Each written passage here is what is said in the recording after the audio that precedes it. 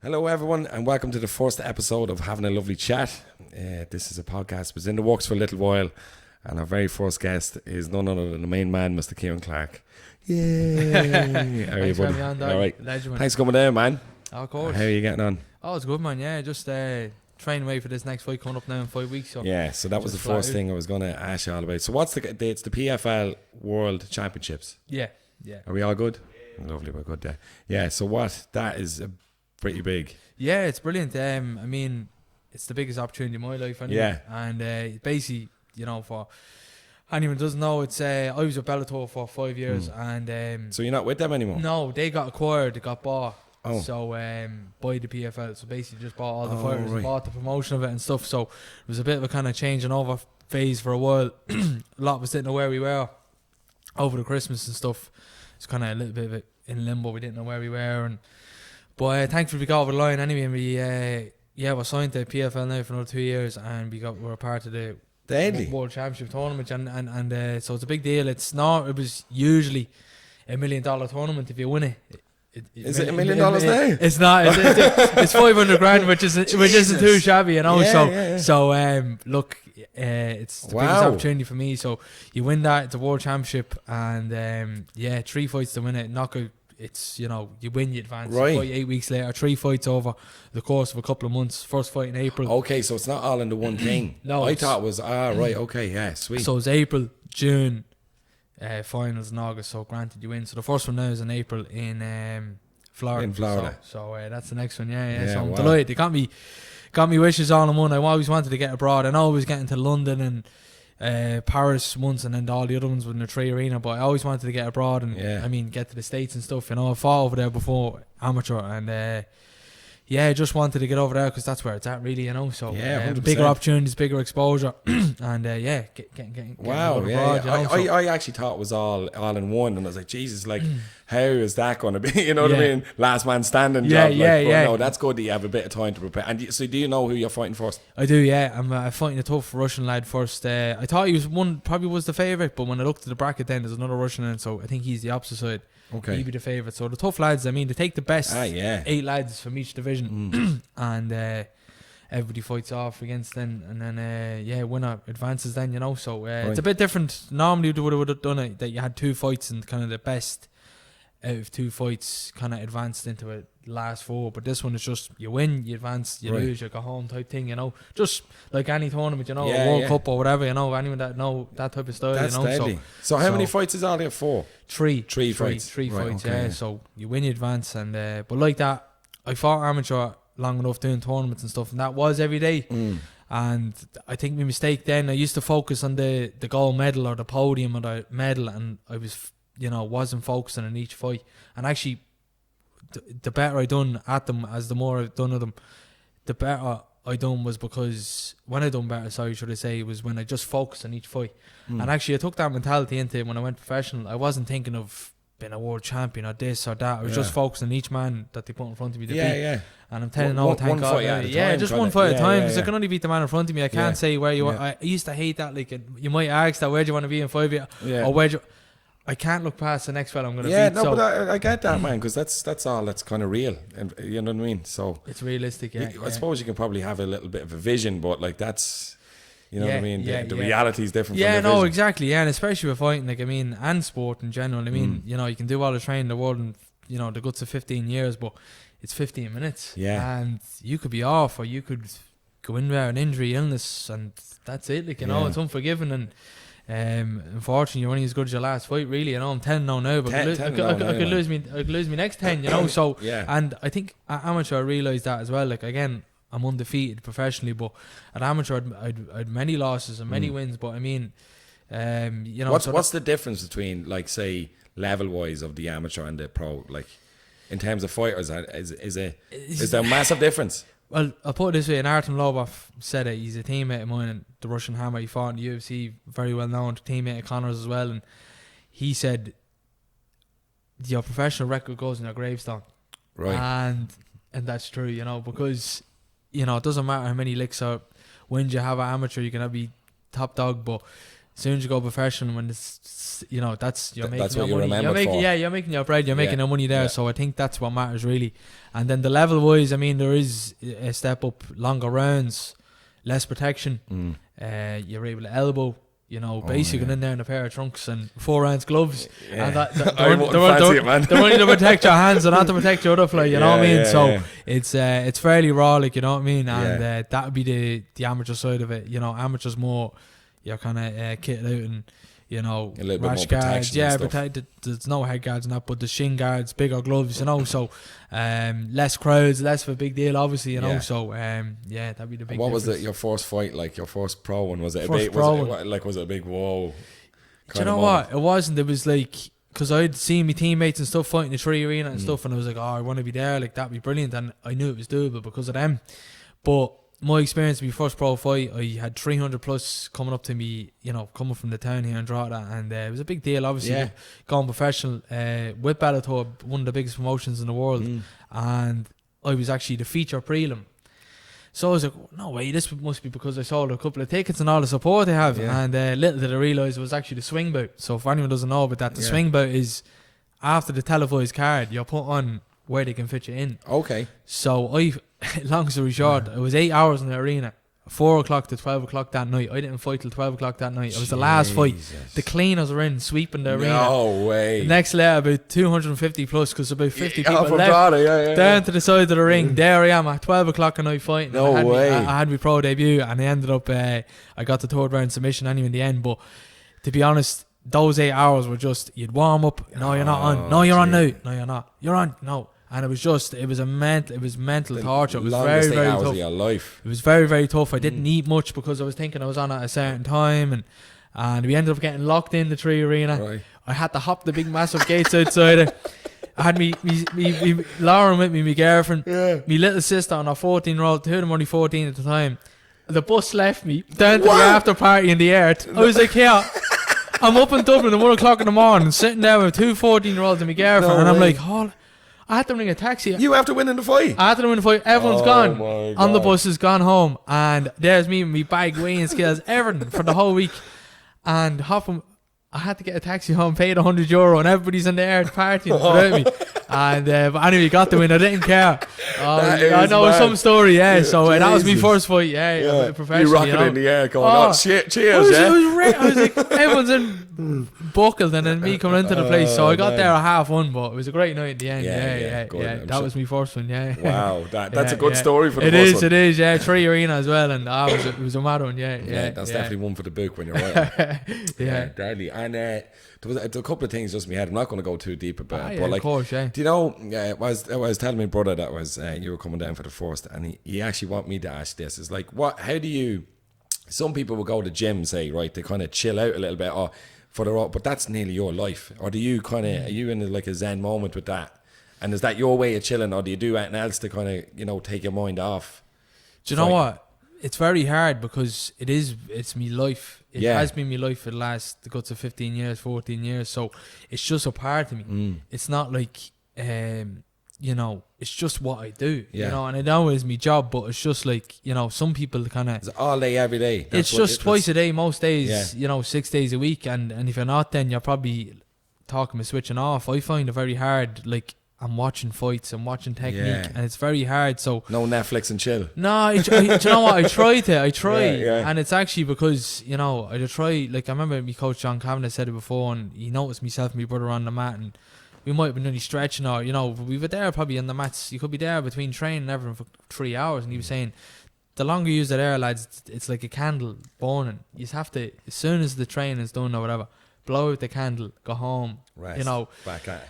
and then because if that candle's burning all day long, it's only going to last so long. And I'm still in that phase where I'm still learning, believe it or not, I'm still kind of learning to take my mind off. I have little things, but like I have little things with my mates and that, like, and everyone's be like, oh, do you have any hobbies around? But not really. I'd get out during the day between the sessions with my dogs and stuff, out to the fields. Go for like that kind of thing. Just I like going hiking with my mates and stuff, and but then again, that's all kind of part of exercise. it as well. It's all exercise now, and it's all kind of Yeah. doing something, So But not maybe burning yourself as such. Like it's more for your head. I'd say more. It is more for my head. Yeah, but then as well, when you need to rest, like say on a Sunday, you could go off and do a 6-hour hike, and like they're like, why you supposed to be resting today? You know what I mean? So, I do find it hard. Like, you know what I mean? I try to. You know what I mean? I try. I obviously.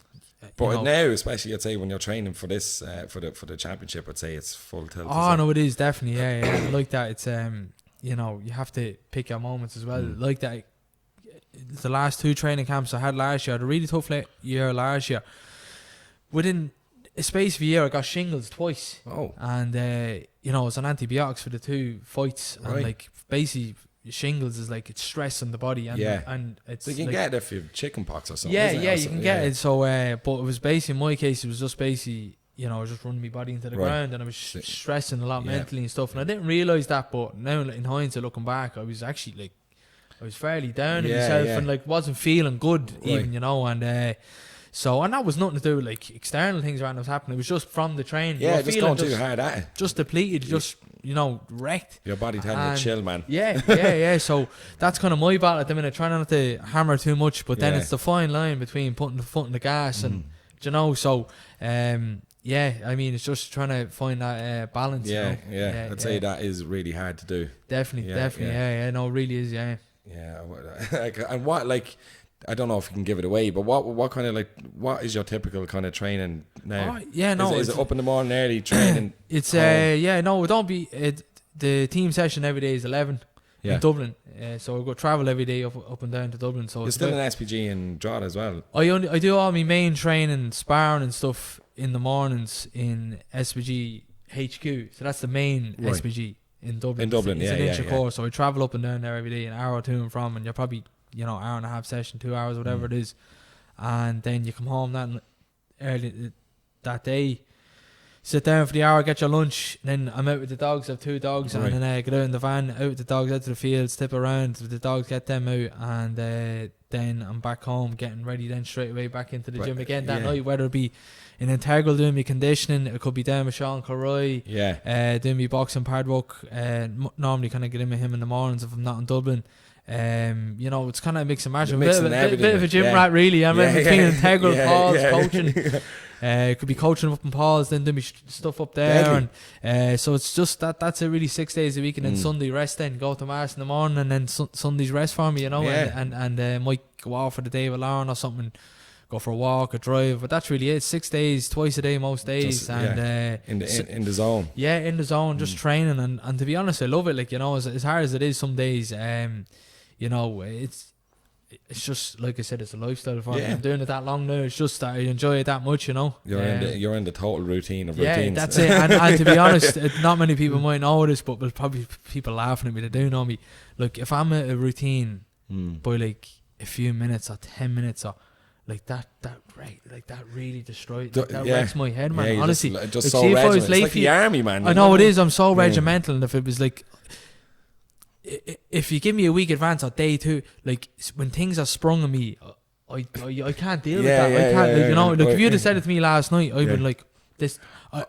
Sorry, right? Like, if it's sprung on me too quick, the way it has to be like, I have to be, or even like I'd often be on the M50 and I'd look up in the maps, I'd see the traffic, and it's a half an hour late to the gym. Oh right, I'm turning around. I'm turning around because I'm not going onto that mat late. I can't be. I'm at home, and not that I'm not going and not doing a session. It's like I cannot be late. I'm at home and I'm doing a session at home because I just can't stand being up there and being late. The way I couldn't. I just couldn't go on the mat, and I just couldn't do it. It's a good thing though. That, like, I know it's kind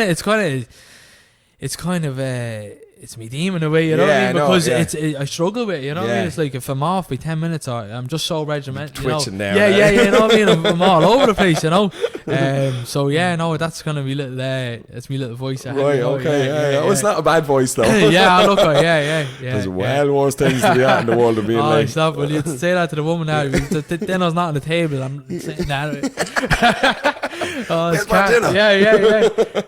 But no, it's not the worst thing, I suppose. No, that's good.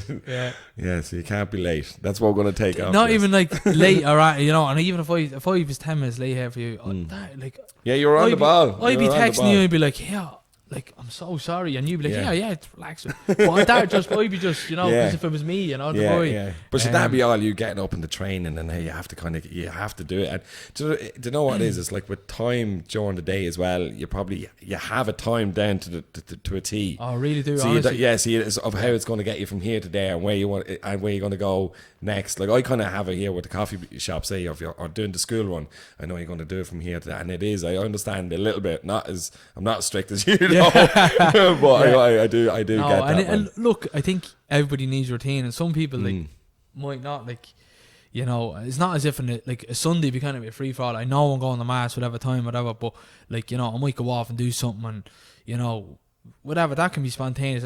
It doesn't bother me, you know, the boy. But it's because I know I don't have that that day. It's my day off, you know, the boy. The day of rest. And it is. That's why it is for a reason. So you know, those type of days. But no, during the week now, it's just to the, you know, the way. And I like the way you like go to mass. Have you always had that? Has that always been a part of your family with God and Catholic, I presume? Yeah. And no, that's just the way it was rare. You know, I think I've done a few talks, you know, in churches and I was actually in knock there recently, and were you? But no, I was in knock, and they had me over doing a talk, and you know, Ben Scallon. He was on it as well, right, and one of the senators and everything. It was great, like, you know. Yeah, it was brilliant. It was a good little thing. I probably should have promoted it more, but you have to suss it out for us. True enough. But no, it was brilliant. Like, getting asked all these things and stuff, and you know, that's one of the things everybody always asks, is like a young person having that, you know, I suppose dedicated belief. Really. That and because it's not, you know, it's not something you really see much of. No, like, definitely not. No, or hear about it anyway. Maybe it's just because I've the platform I'm in, and what I do. Even, you know, it takes, you know, someone might look at it and say, oh, it's admirable or something, but I'd say, well, look, that's where I get the strength from. I get it from God, you know, the boy. So then it's like, oh, what? Hold on, and again, it's probably just because of the position I'm in. But like that's probably one of the questions they ask, is like, where did you find it, or whatever. And I was just, I was rarely like that, you know, the way by me nanny, me mum, you know, it was rarely like that. So it was always in me. But again, obviously, you have your own conversions and little, you know, dry spells, or, you know, for sure, you go away from it will go away. But then actually, it was only when I come back recently and stuff, and you know, everyone goes through their own little things. You know, absolutely. So, It is. It's good. I think nearly it's going to be weird, because I kind of am in between. Like, I don't consider myself like a Catholic, but I believe in God, if you know what I mean. I get you, and I believe like there's definitely a spiritual energy, say, around, and more kind of, I'd say agnostic in a way. Probably like a Buddhist in some kind of thing. If I had to label it, it'd be probably something like that. Like, you know what I mean? So, but it's funny that I do think actually more and more people are going back towards like finding something, because remember when we were kids, even, and you still do on the Sunday, but I remember going to mass on Sunday, but I'd be looking at my kids kind of going like, I don't actually bring them anywhere like that on a Sunday, and you're kind of nearly wanting to have some kind of thing to believe in, or I know what you mean. Do you know what I mean? Like, yeah, no, definitely. For me, like, I had good times there, you know what I mean? Even though when you're a child, most of the times you're bored out of your head, but one thing kind of, my nanny had great faith, you know what I mean? She'd great, and what I mean by that is, like, she'd be, you know, anything you want, like, you know, pray for Ciaran, or pray for those people, or, do you know, she'd be the great faith in that, and like, you know, so I always had that as well in me, you know, and like, even when I'd be in the church and stuff, like, you know, I never, like, it was serious, you know what I mean? You never took the mick around, you know the boy.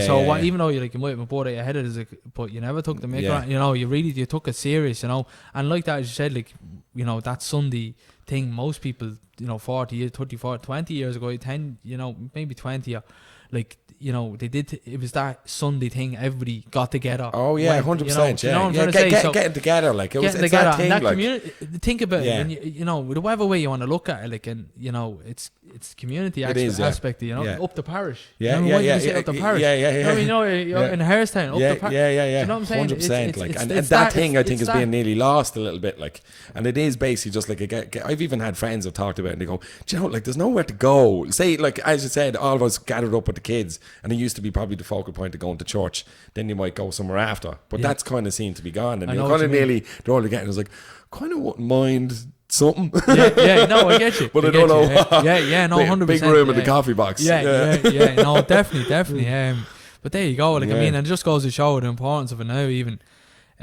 Obviously your faith in that, but even that aspect of it, you know, having just that community feel to it, you know what I mean? Because obviously with what's going on in the world now, I mean, that's why people are coming back to their faith or whatever, or even I think so. realising the importance of community, you know, and sticking together. You know, because there's so much difference of opinion now. You can't have an opinion. I know. And social you know, media it's like, is just like, you know, so and as well, you can hide behind your screen, or you know, yeah. you get me. So, but yeah, look, the keyboard warriors. Exactly. I know, but it definitely. And what was Knock like? Was it? Knock was brilliant. I know Ben's scanning. I follow that grip. They no, Ben's on the ball. Like if anyone does follow grip, like I mean, you know, the report has to be reported. Yeah, you know they do. They kind of go a little bit. It's not the RTE where it's just showing you what they want or whatever. But you know, Ben, he's great, like, you know, and he's Catholic himself, and yeah, like it was brilliant over there. I really enjoyed it. Yeah, like I mean, they asked me over. I did 1 or 2 talks for John Taff here in the town, who does great things. I think he was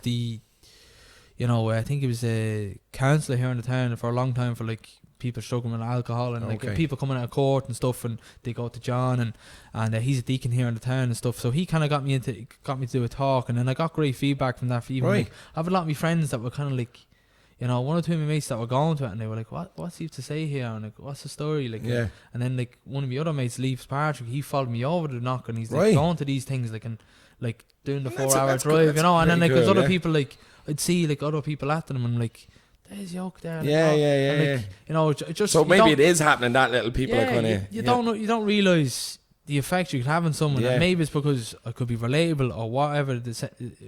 I don't know, but you know, it just goes to show, and that's what brought them in, you know, the boy. No, that is pretty cool, I have to say.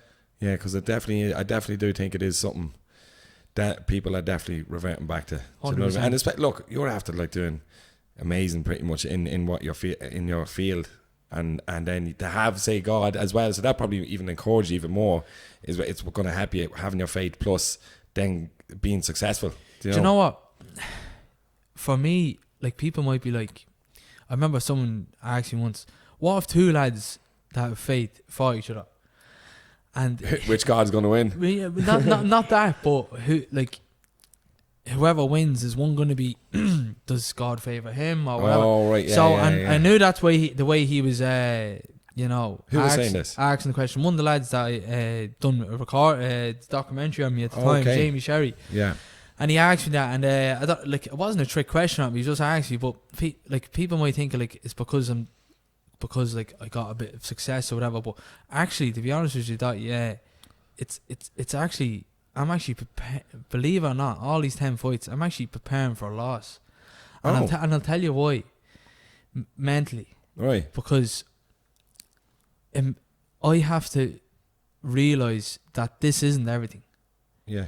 Even though it is to me. Yeah. Does that make sense? Yeah. Because when the loss does come, or if it does come, I'll be devastated. And I don't want to make that my God.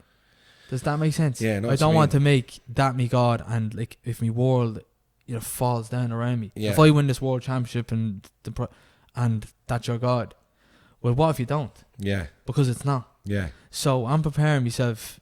You know, I never say, please God, give me the win. I say, please God, give me the strength to get through this fight, the training for me and my opponent to get there healthy and home.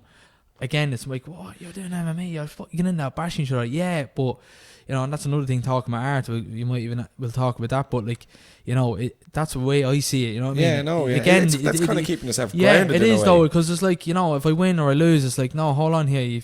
You know, this isn't the all be end all. You know what I mean? I want one day to have a family, and you know, but yeah, no, I'm not preparing myself like as well. I'm like, be humble in victory, and gracious in defeat, of course. But it's like, you know, I'm preparing myself. Look, if a loss comes, if the loss comes, not the end of your it's like, and to be honest, the reason why I try so hard now and to you know, connect with God so much in that is because I know when that comes, it's going to be devastating, or if it does, and you know, that's what I try to like hit home. A lot of people, this, like, you know, it's a sport at the end of the day. But again, I'd love to take my own advice, because that's what I'm saying. I'm preparing for that. If it does happen, that, no, hold on, Ciaran, here.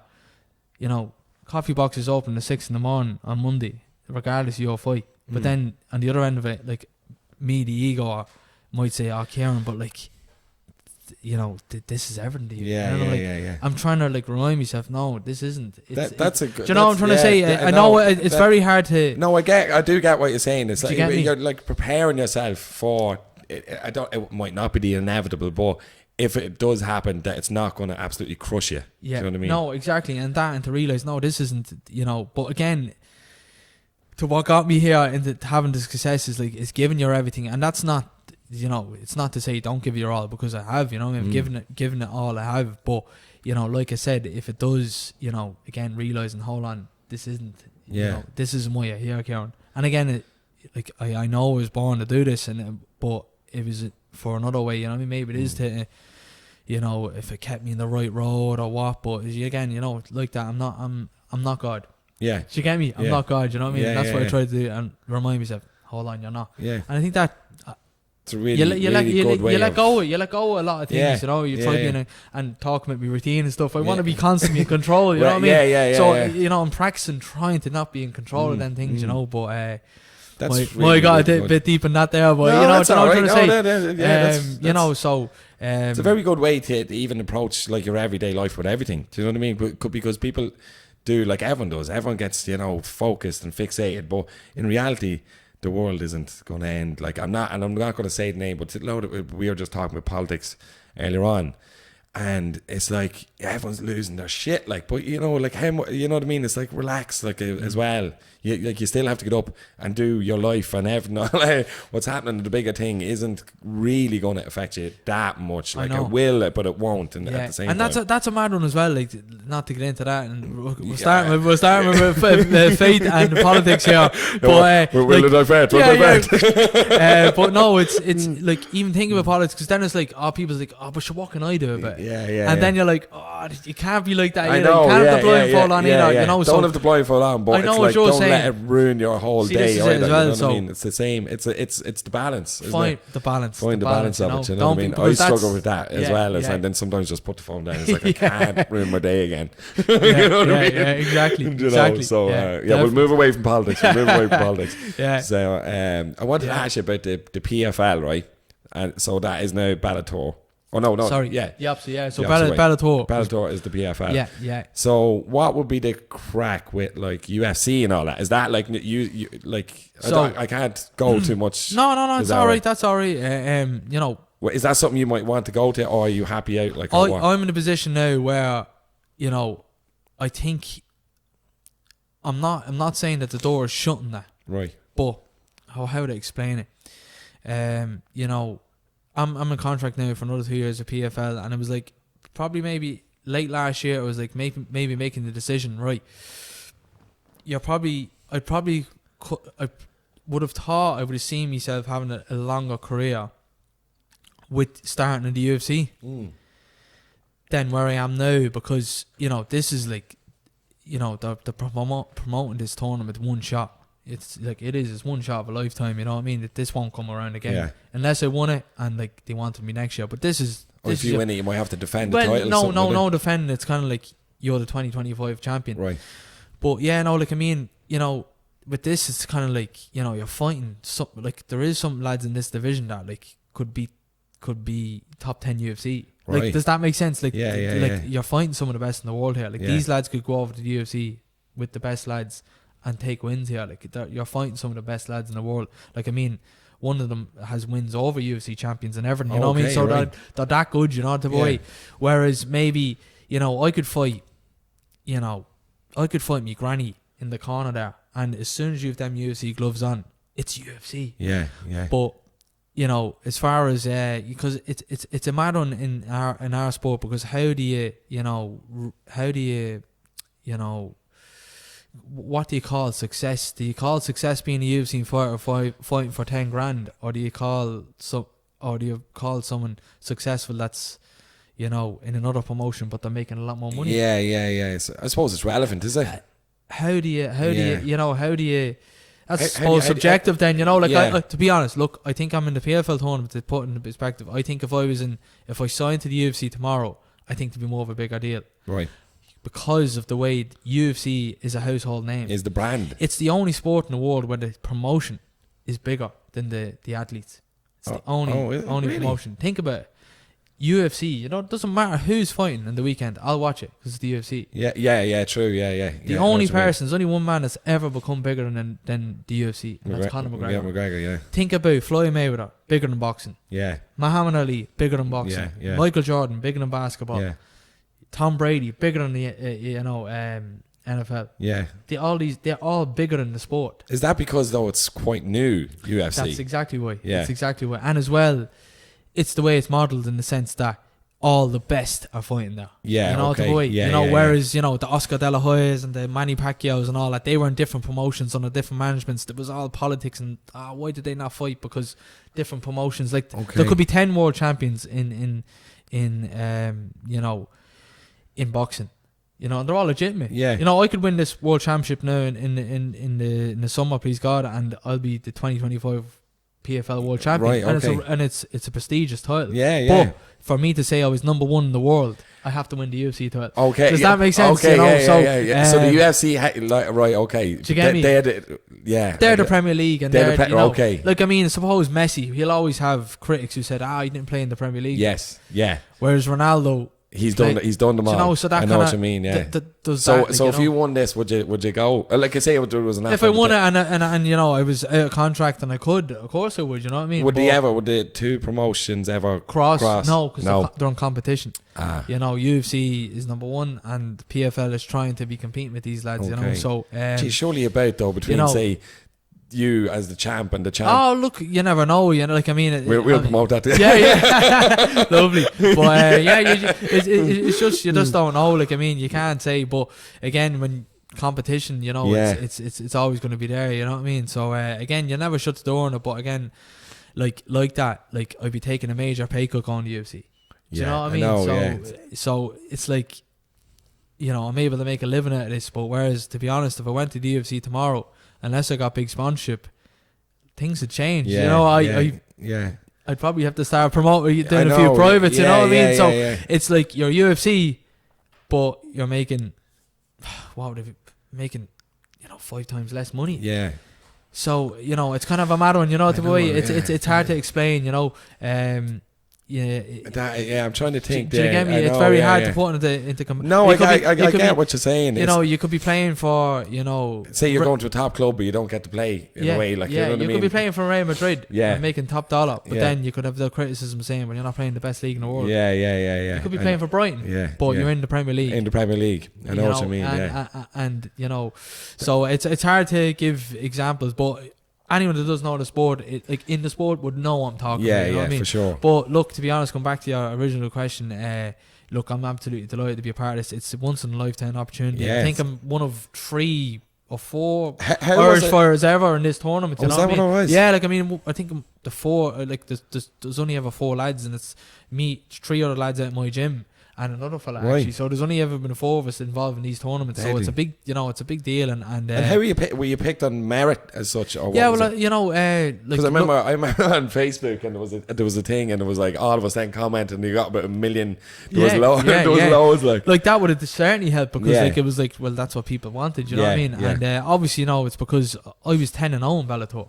Yeah. Like there's some lads that fought 10-0, like lorry drivers. Right. You know, if you look at the records, you're still 10-0 and you're still doing whatever. But I was 10-0 with one of the biggest promotions in the world, which was Bellator. I started my pro career, and I fought in, you know, high stake, you know, 10,000 in arenas, and you know, fought underdog. I was the underdog, and I went abroad here and there. You know, so high stake fights, you know, in the big promotion. You know, so whereas some lads might, and there's nothing wrong with that, could have been fighting 200-300 lads, and you know.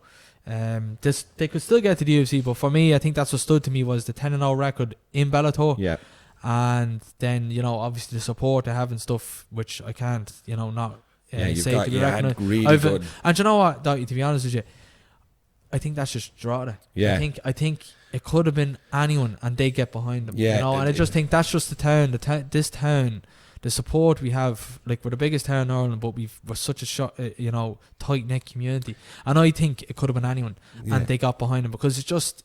I do think Drogheda, like, the people of Drogheda love a success story. which is weird, right? Because like there's a whole thing that people would say Irish have a begrudgery, right? But I don't think that's the same in Drogheda, really, because Drogheda people do support each other. You know what I mean? A big time. I know it. So with the coffee box as well, and people get behind you and saying, like, I've seen the support that goes up as like it's class. No, I'm class. Like that. It is that, you know, like, I thought you had to open a coffee shop, and it's like, well, I'm going to support him. That's what I mean. I'm not going to go up the Costa.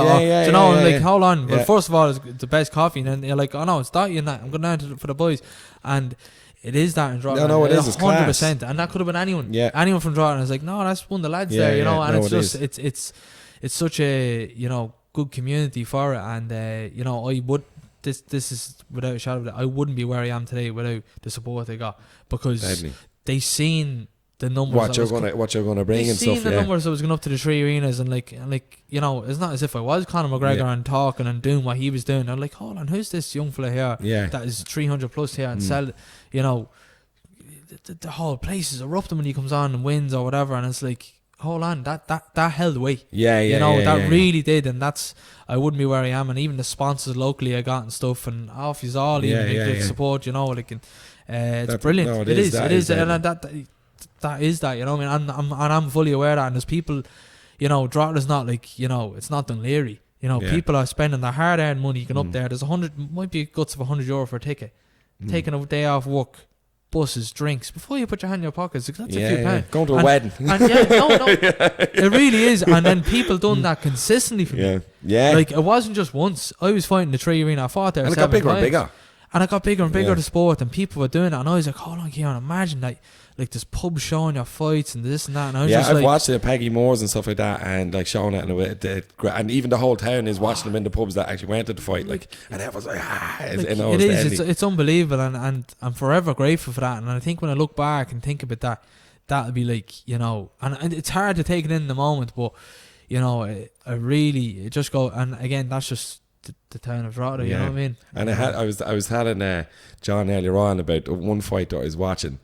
And I think it was like your second and last fight that you did, and I can't remember what your man's name was, but you got an unmerciful boot in the face. Do you remember? And I was like, how is he still standing after that, man? I tell you, you're some man. You just keep going, like, he's a warrior, like. Yeah. But like that had to have been sore, that one. Look, and I got the first one, which.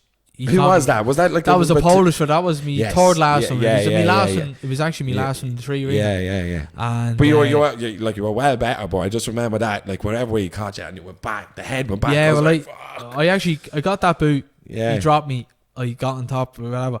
But then the second round, he actually done it again, but I was a ground opponent, so it was illegal. So So the first time you're expecting it, and you can like. How to explain it? It's like a sucker punch, you know what I mean? I'm standing there, I don't know what's coming. So when I'm in a position, when someone does an illegal move or something, you're not expecting it. So if I put myself in a position, I know, right, he can't knee, punch, do it. He couldn't do the move he was doing the second time. So it took me off guard, and it leathered me. Jesus. And if you watch it back, I get up and I'm stumbling, and the ref's like, oh, yeah, all right. Like, I could have said to the ref, you could have called it. I could have said to the ref, I could have, you know, been bluffing there and said, oh no, I can't see, and I'm out of it. I'd have won. I'd have got me win. I'd have been still under the feed. I would have got me win bonus. And actually, my coach John Cameron laughed at me after, and he said, don't do that again. And I was like, don't keep going. Don't keep going. Take the win. And I was like, do you know what? I couldn't live in myself if I thought I'd done that. Yeah. Because, like, why did I get into this sport? Warrior, man. Yeah, no, it's not. You know, and it's not to be like, oh, you know, it's just. No, but it's still. Like, it's just like, I couldn't live myself thinking that I took that easy way out. You know what I mean? I wouldn't even have took it as a win. You know, the way I would have been like, and I was. It was just like, no, I'm grand, which I was. I'm telling the truth. It would have been a sin, you know what I mean? You know, and I was like, no, I'm grand, and I knew I had his number, and like that, when I got that flash, I was just like, oh, please, Jesus, give me the strength, and I just I'm able to muster that up because I'm leaning on the faith, you know, and on my faith, and I got the second round submission then, you know what I mean? But just in them moments, and then the crowd erupts and Drogheda goes mad, and drinks been flying, it just goes, it goes nuts, man. So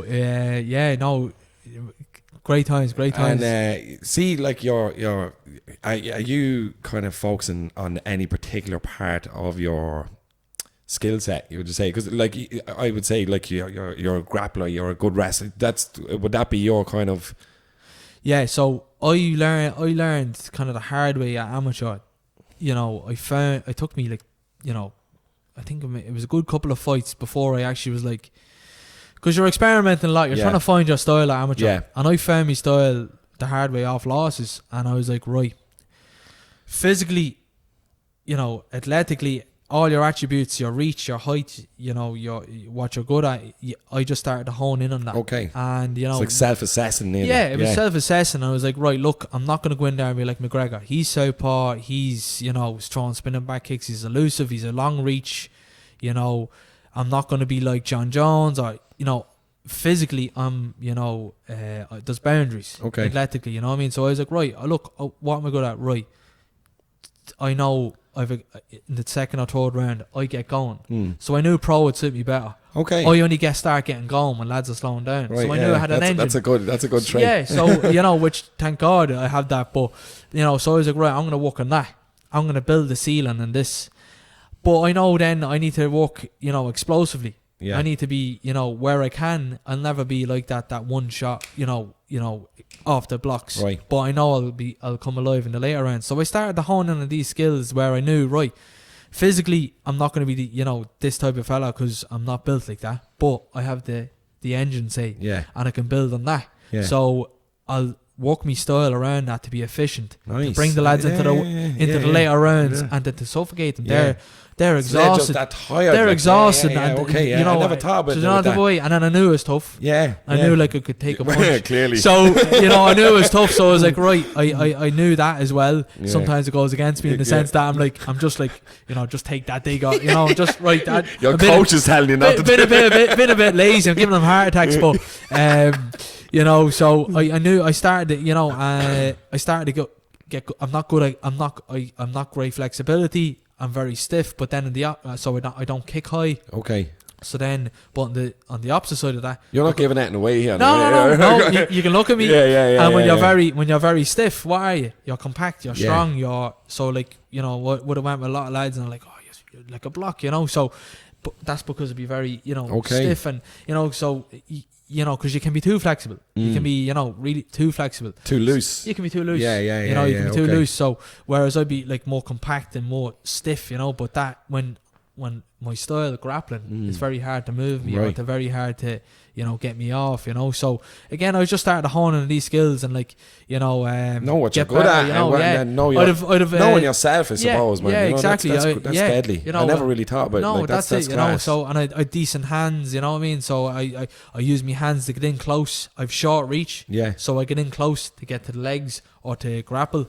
You know, you know, things that I just started to really, because you can really see it in your fights. Like the lads that you're fighting, man, they'd be bollocks at the end of it. Like, you know, like I'm sure you're tired, but you don't look near as tired. Like, you know what I mean? Yeah, no, exactly. And I like that. You know, I might have took me a few digs in the first 1 or 2 rounds, but I know, like they're starting to deplete, and I'm starting to build on that, you know, the boy. So you and take again, those big fellas, but you know you're going to keep going. You know, like I don't plan on that, trust me, you know what I mean? But you know, I know now, you know, like or like if lads are like, you know, they might get a takedown or something or anything, like, and I know, right, they're wasting energy here, and I'm saving it in the bank here, and then I can start putting the pressure on, you know what I mean?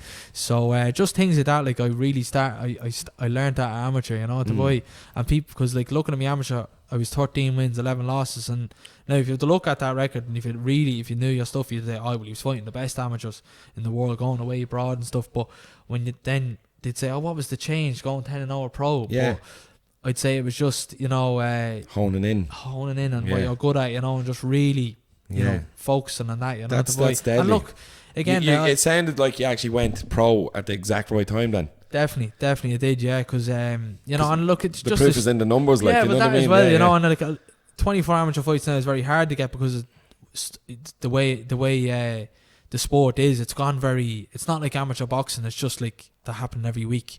In MMA, because of the nature of sports, it's like the walkouts, you know, those sponsors and the, you know, it's belts in the line and all this. Whereas I kind of was just fighting every so often. I just really tried to keep it, you know, I was fighting in these you know, tournaments abroad and stuff, internationally and stuff, but Yeah, like, and as well, look, I have to mention, you know, the coaching I got over the years, you know what I mean? Like, you know, first of all, you mate Conor Dillon, where I started. Yeah. You know, I was there for 4 years, and with John now 10 years this year and stuff. But with Conor had this, like, insane, you know, work ethic, you know, just hard Dylan's work, a legend, hard training, you know, and that was instilled in me when I was young.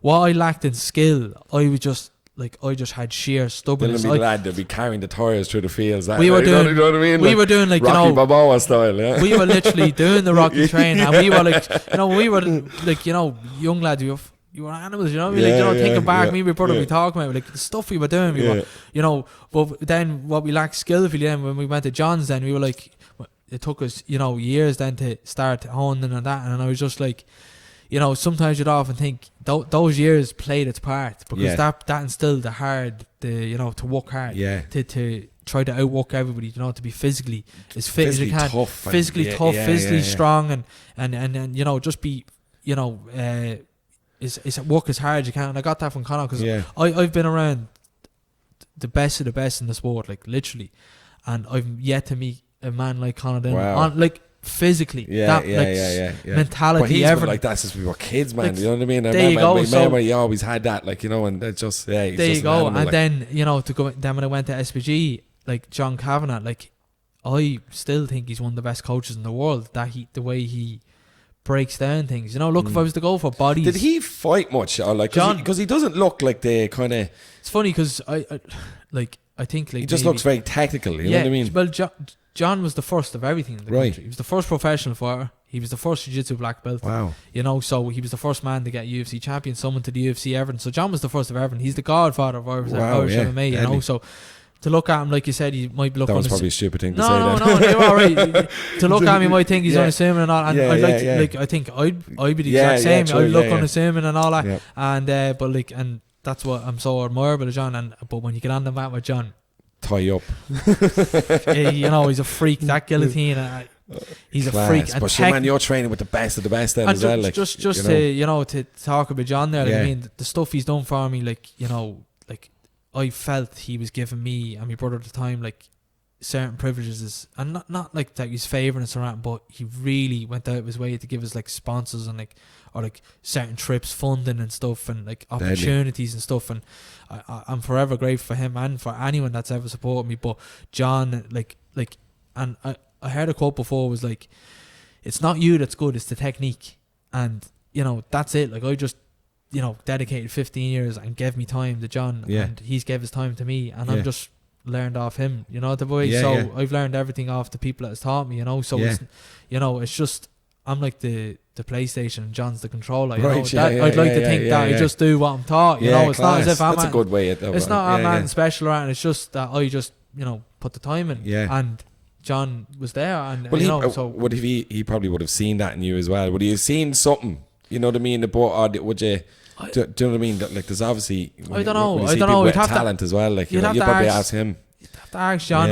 I'll put my hand up. I'm not the fastest. I'm not the strongest. I'm not the, you know, I'm not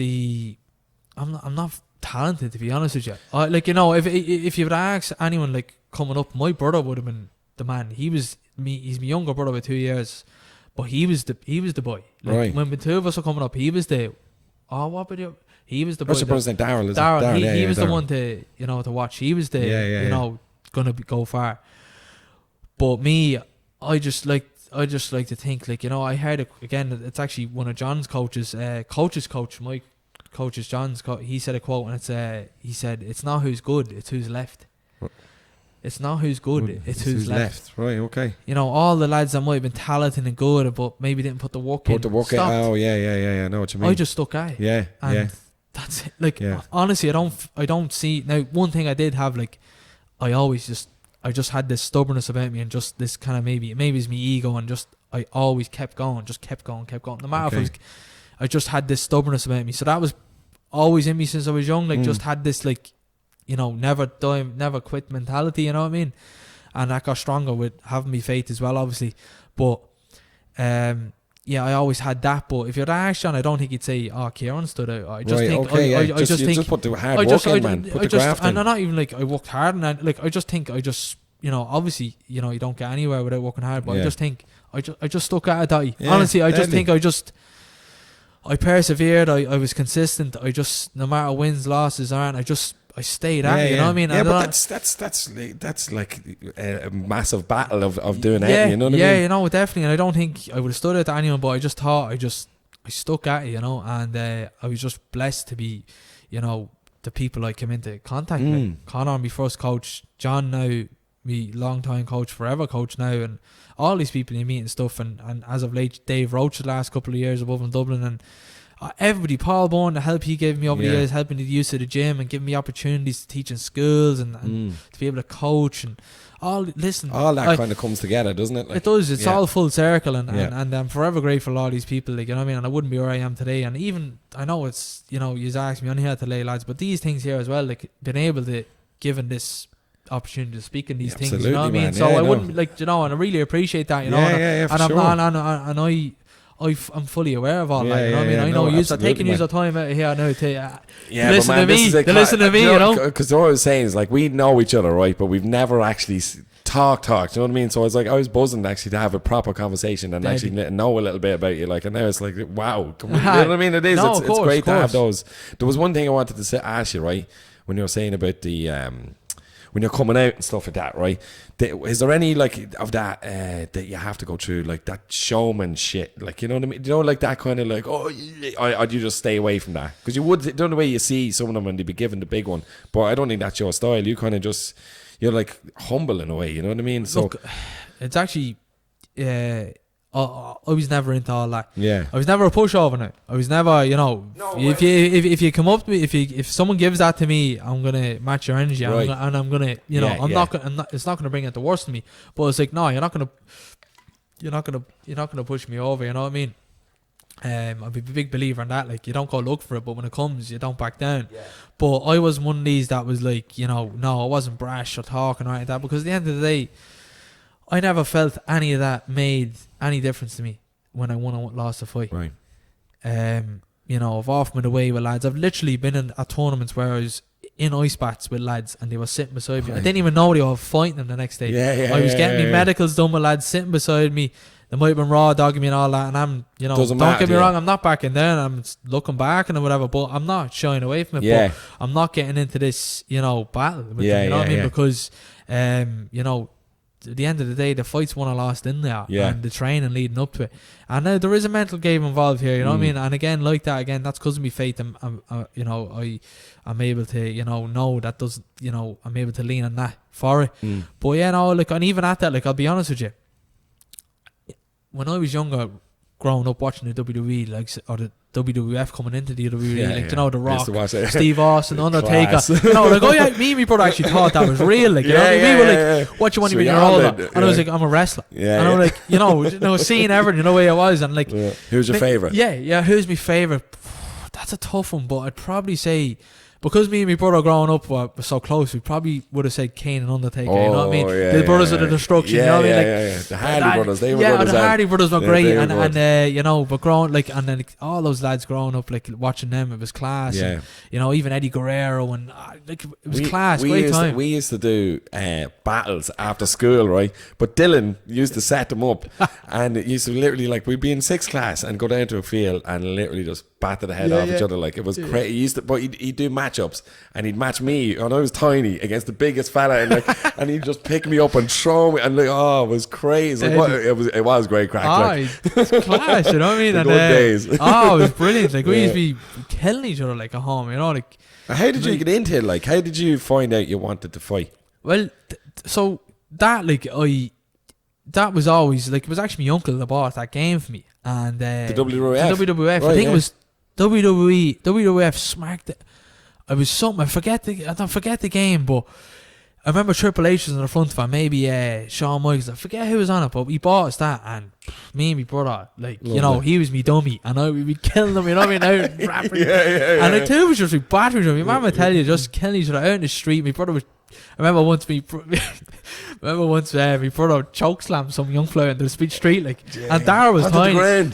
Choke slammed him, like, you know what I mean? And his mother called at the door, and I was, Dara was hiding under the table, and just them type of things. And Just like you like that, if you'd asked you, like I just would have come back kind of to tie the two questions in.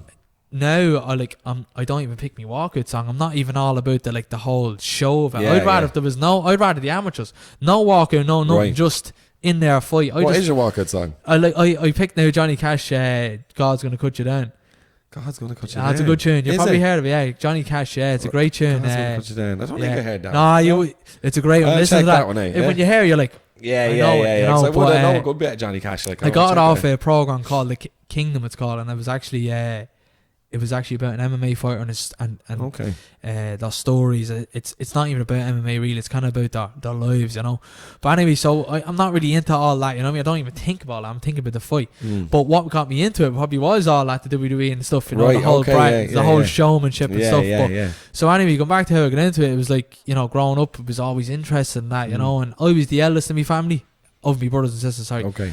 So like, many was in your family? 4 of us at home in my mum's, and then Okay. my dad has kids to his wife then with, you know, my brothers and sisters there. So there's Okay, 3 of them. right, So there's big, a few of us. Big family, yeah. So I was the eldest of all them, even, Wow. you know. So there's 3 of them. So like, you know, I was the eldest, and my dad wasn't at home. He, you know, obviously had his partner at the time, his wife. So I felt this kind of, you know, like man of the house type, Okay. like, as a little teenager, and like I'd know all their cousins, known to kind of run to. Everybody kind of had an older cousin or an older brother. Yeah. So when Atten kicked off in the street or Atten, if you were bet or something, they were going, I'm gonna get my cousins, I'm gonna get my brother. Right. I didn't have that, so I felt this kind of responsibility of like, you know, if Atten kicks off, I have to I'm be. going in. I need to be the top dog, you know. Yeah, and yeah. I know that sounds immature, No, but that was kids, man. You know what I mean? that was my mentality, and it was like, if someone's gonna come take something from you, Yeah. which they're gonna do, you have to be ready. Like, Yeah. they're gonna do that, you know what I mean? That's the way it was growing up in Drogheda, and like, that's the way it was for me, you know what I mean? Halloween time comes, someone's gonna take your stuff for the bonfire. You need to, you know, so there's always gonna be someone bigger and older, of course, but you know, but that was, had this kind of innate feeling, and Right. I was like, I wasn't able to turn to anyone. And you know, my dad, we didn't live with our dad, and we have a great relationship with our father, but like, you know, and then another thing as well, like when we did go to that, like his, you know, people around the area and stuff, oh yeah, dad and your uncles were hardy men and stuff, no messing with the lads, and you know, they're from here in the town, they grew up in Rathmullen, and you know, that kind of thing. But like, it was all like, you know, but like, I don't know, I might have like been looking for my uncles and my dad's approval by you know, being that person maybe, or like, you know, I didn't want to be looked at as weak, or like even.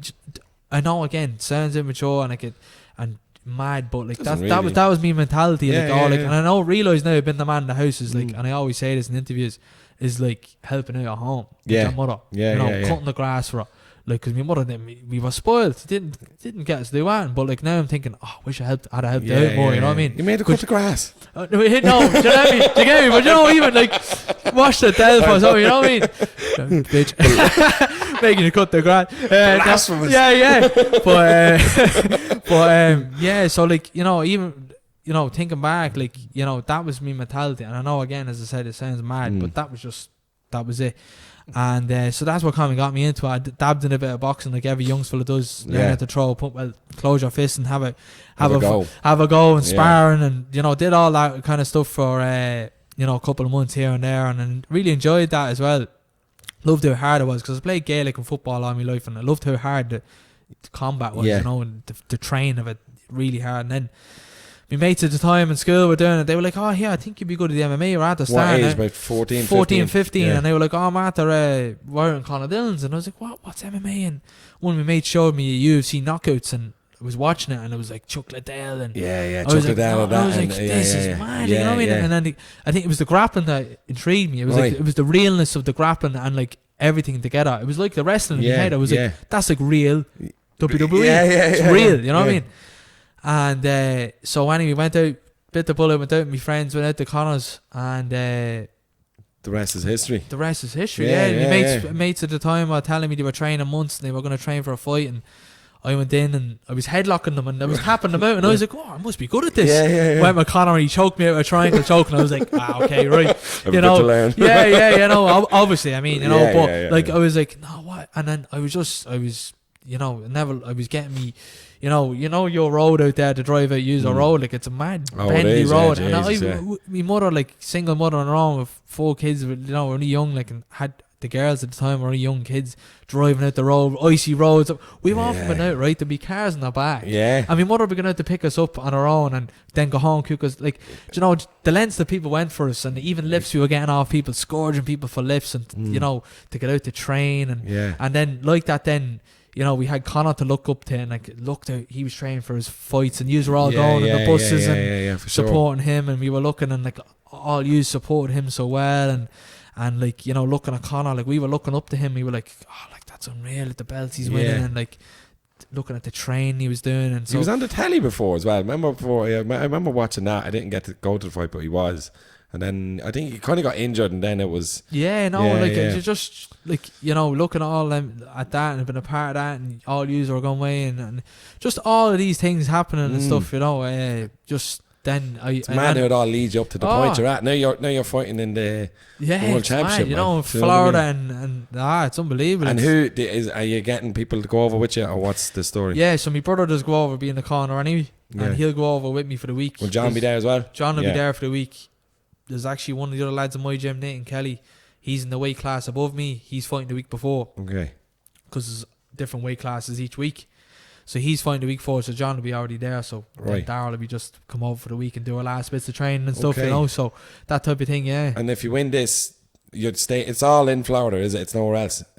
So if we win this, please God, then the next one it'll be in another state. Right. 8 weeks later. But you're just going to stay in America? I'll come home then and do me training again at home, and for the 8 weeks, and then I'll go back over then, you know. So I'd prefer that, to be honest. Like that, I'm a creature of habit. I wouldn't want to be a routine, you know. That'd kill me. No. Yeah. So I'd rather be at home and then do me training there for the next one and prepare for that then, you know. So so that's really the buzz there. Then, yeah. So I think we're coming to the end of an hour, and yeah, we're all right. But look, man, thanks very much for coming in, and best of luck, man. Oh no, appreciate it, man. Thanks very much. Thanks for having me on as well. You know, that, as I said, give me the opportunity to talk. And I have a little cup there, right, of questions. They're all little innocent questions. Deadly. You can pick one of these out and see what it is. It's probably no relation to MMA, but you'll deadly. see what That's you even get. better. That's even better. Deadly. See what you get out of there. Coffee. Right. Right, what's the most ridiculous thing you've ever Googled? Right, what's the most ridiculous thing I've ever Googled? Your name. Most ridiculous thing is probably... that's a tough one. Let me see. Mine most recently was, what is an axolotl? Axolotl? It was my younger, it was on about them. Do you know they're real things? What? Axolotl? Is an axolotl? Axolotl. Right. Do you want to answer the question? I'm going to hold the Google that. That's what I'm going to Google. I can't think, but I'm going to Google that. An axolotl. There I'm you go. I'm going to Google that. And do you know what? I'm going to speak into the phone for that one. Yeah. Because I don't know how to spell I went that. to go and look at them, and I thought they were only tiny little things, but they're massive. They're about that size, yeah. And I was going up, and he wanted to buy, like, get one for a pet, and then they looked at it, and you have to get a massive big tank. I was like, I think you'll have to get a hamster pal. yeah. So, I'm gonna go with that. I'm gonna Google that when I go home. We'll go with that. There you go. But anyway, thanks very much for coming in, man. And hope you enjoyed it, pal. You're a gent. Thank you. Thanks for having me on. I really appreciate it. Drada. Ciaran Clarke, he's fighting in 5 weeks. 5 weeks. 5 weeks. So we'll all be behind him. Thanks very much. Thanks a million.